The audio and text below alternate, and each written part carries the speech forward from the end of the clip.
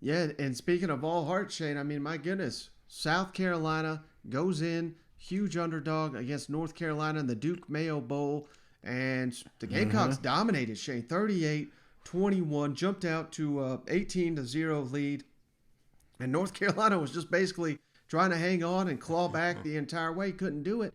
And how about this coaching staff, Shane? These offensive staff, Marcus Satterfield, Justin Stepp, the receivers coach. Marcus Satterfield been getting called out left and right. Everybody wants his ass gone. Man, they dialed Mm-hmm. up a beautiful game plan here, putting a receiver at quarterback to carry on Joyner. He had the game of his life. Yep. He outplayed a Yeah, Sam he did. Howell, who may be a first round draft pick here.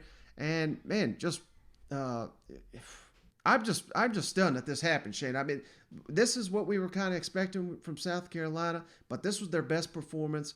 And maybe, playing out the season, having these bowl. This is why making a bowl game is so big, because you lose your regular season finale against your arch rival, you're gonna have a bad taste in your mouth. No one gives a shit Yep. about that now because we just won an epic performance. Our coach just got doused in mayonnaise, and Kevin Harris just rushed for 182 yards. He leaves school a legend. And man, again, this is another team. Hell, I'm seeing the fans are saying we're going to be competing for the SEC East next year. And hell, I can't say they're wrong, Shane, based on the transfers coming in, the signing class they're bringing in. I mean, South Carolina, the arrow is pointing way up here. Dude, I'm telling you, the hardest hit of that game was that 10-gallon jug of mayo there dropped on Beamer's head. And I want to issue an apology, South Carolina fans, because I did not think this was going to be a ball game at all. I went right into the narrative. Like you said, we got an NFL quarterback. We got all these guys opting out. There's just no chance that they're going to be able to compete with South Carolina. And I'm watching this, and like you said, Will Joyner, man, played his damn heart out. And that's my only downside was I think they should have kept him in the entire time, because it felt like that quarterback switching, sometimes it slowed them down a little bit. And South Carolina just played. I mean, they played, brother. These boys were ready to play, put some points up. Offense, defense, I thought the defensive pressure was fantastic. I thought just the running game, just getting Harris going again. I just thought that was like, we haven't got to see that in a while. So you could see once you stretch your field, man, then that box isn't loaded. And that's what South Carolina's been trying to do all damn season, and they were able to do it in this bowl game. Mm-hmm. And, talk about, players, some people saying they don't want to play in the bowl games, that it means nothing to them. This was the most viral clip, I think, of the entire bowl season here to carry on Joyner. This clip comes from Mike Gillespie, Columbia, ABC. Let's kick it over to carry on Joyner real quick. Vintage to carry on from Fort Dorchester. And do you believe that just happened?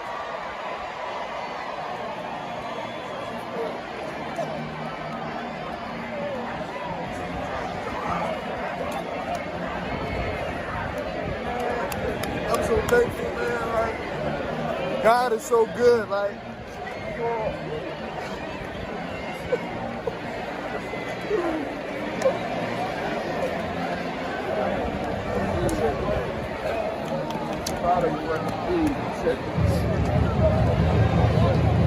I'm sorry, man. My bad. I'm just thankful, man. God is so good. Like, I waited so long for this opportunity, and I finally got it. I'm thankful, man. I thank God for everything, man. I love my family. Shout out to my family. I had 20 people here today. Shout out to my family, man. All right, Shane. So, I mean, hey, if anyone ever tells you bowl games, meaningless, no one cares, we're not calling out players that opt out. Hell, South Carolina have players that opt out. But it means something to players like yes, and it means something to the vast majority of players. And they're out here gutting it, trying to finish their season strong. And like I said, man, this changes the complete narrative. I mean, if I'm a Gamecock fan, I know I'm repeating myself here, but man, I'm fired up heading in the offseason. Dude, the meter is at 100 right now. I mean, just think about, forget the recruiting part of it, forget that we've got a Heisman candidate coming in at quarterback next year. It's like, Forget all that. Just think about how hard you played toward the tail end of the season and how this team seemed to gel and find ways to win. Was it beautiful? Was it perfect? Absolutely not. But it's moving in the right direction. There's not a hotter team in the East right now, Mike. When did you decide about alternating the quarterbacks? Did that come after Jason's decision, or when did you come up with that game plan? And just talk us a little bit about how you got that idea. Yeah, it was really credit Marcus Satterfield. I mean, that wasn't me. It was we had the game against Clemson and really early on, even before Jason made his decision, we felt like we needed to get DK going in there. Just we had a month to get him ready and just the element of being able to make them defend the quarterback run game. They really hadn't faced a quarterback this year on their schedule that ran the ball like we were going to do with DK, and he's a talented thrower as well. There's a reason he was recruited as a high school quarterback by so many programs, including South Carolina, and just so happy for that young man. And we tried to keep it under wraps. We skunked you guys a little bit when y'all came out to practice the other day because we put him with the receivers. And made sure he did receiver drills. But honestly, that was the only time he worked with the receivers the whole month of practice was the 20 minutes you guys were out there the other day. So sorry for not being totally honest and forthcoming with you guys, but felt like it was what we needed to do to win the football game. And Jaheim, I mean, he's such a great football player and has so much potential. And it's what this team's about. I told the story last night.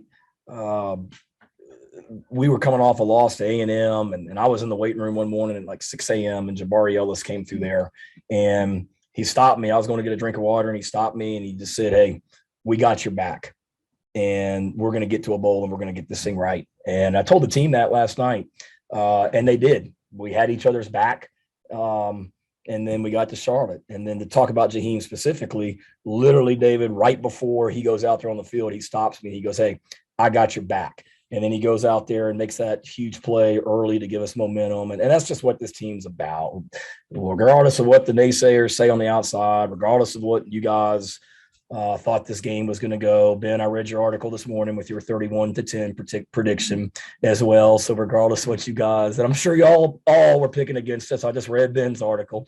I love you, Ben. You know that. But regardless of what people on the outside were saying, our guys just, came and had each other's back. And that's all that mattered. I promise I don't have any staff change questions today, but as far as looking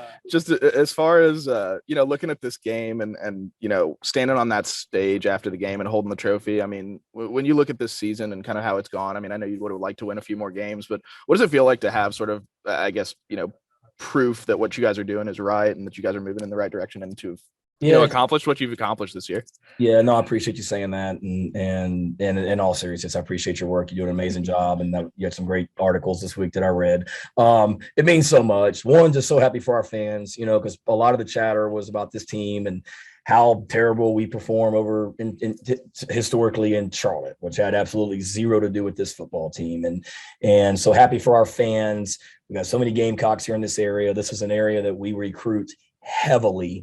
So happy for them, happy for our players, but it's a great statement about, where we are. And I know I said that earlier about the staff changes and all that. Look, I understand we got to be a whole lot more consistent because we look great today offensively. We look great against Auburn. We look great against Florida. We all saw us at Texas A&M and Missouri and Clemson. So the consistency, I'm well aware we have to be more consistent, but to win a bowl game, to go into the offseason with so much momentum, so much belief, within our players. And they've got about 2 weeks off here before they come back for the spring semester. And I can't wait to get back and get right back to work.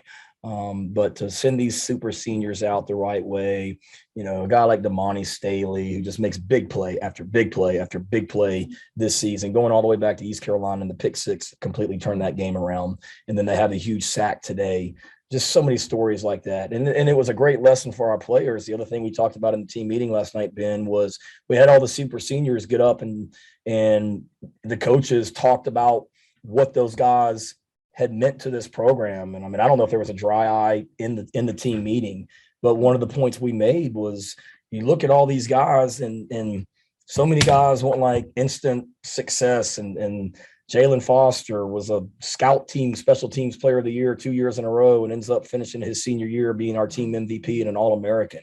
And Damani Staley, who battled throughout his career, I mean, I hardly even knew who Devontae Staley was during spring practice, and because he never says a word, and then he's made so many big plays for us on defense. And it was a great lesson for our guys that, you know what, it doesn't always just happen as a freshman or sophomore. Like, you got to work, and there's other great players here with you. And for those guys, those super seniors, to go out today and to have the best season of their career in their last year and best game today like they did was pretty awesome, and a great statement about what this program and family is about.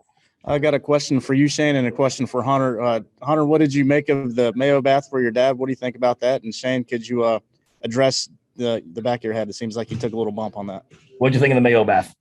Awesome. You thought it was awesome? You're right. He said it was awesome. I did. I mean, the anticipation of the Mayo bath, and then I got hammered in the back of the head by the cooler before they dumped it on me. So I may have a concussion from that. And then on top of that, I got the Mayo, and it was awful, to be honest with you. I mean, I'm so glad I got to experience because we won, but it was even more awful than I thought it would be, to be honest with you. I mean, these pants and I changed shirts, but it's I mean, I got Mayo in my pockets, and I'll be getting Mayo off of me for months.